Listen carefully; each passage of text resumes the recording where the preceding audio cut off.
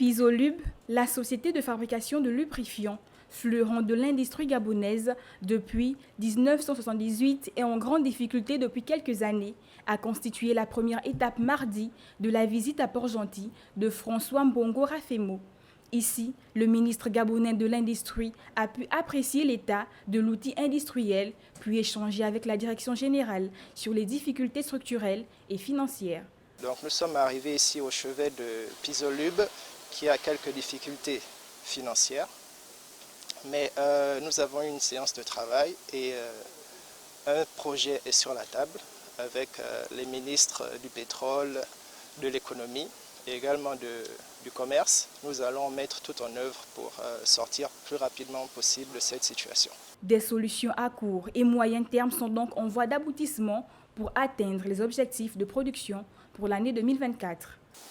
Cette visite rentre dans le cadre de la mission qui est de renforcer et d'accélérer l'industrialisation du Gabon. Cette industrialisation passe par la sécurisation, donc préserver les emplois des Gabonais et dans une autre forme, créer de nouveaux emplois. Renforcer et accélérer l'industrialisation du Gabon dans tous les secteurs porteurs, telles sont entre autres les missions de François Mbongo Rafemo à la tête du ministère de l'Industrie.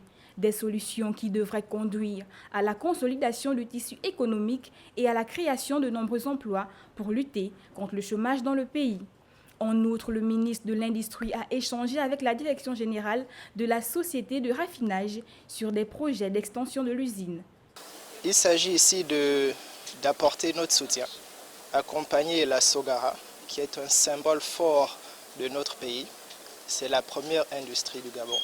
Donc il est de notre devoir de l'accompagner dans son projet de croissance qui pourra permettre de créer des emplois et de préserver les emplois déjà existants et promouvoir l'économie du pays. Acteur majeur de l'industrie gabonaise, la Sogara compte aujourd'hui un effectif 100% des Gabonais et ses futurs investissements devraient permettre d'ouvrir de nouveaux emplois.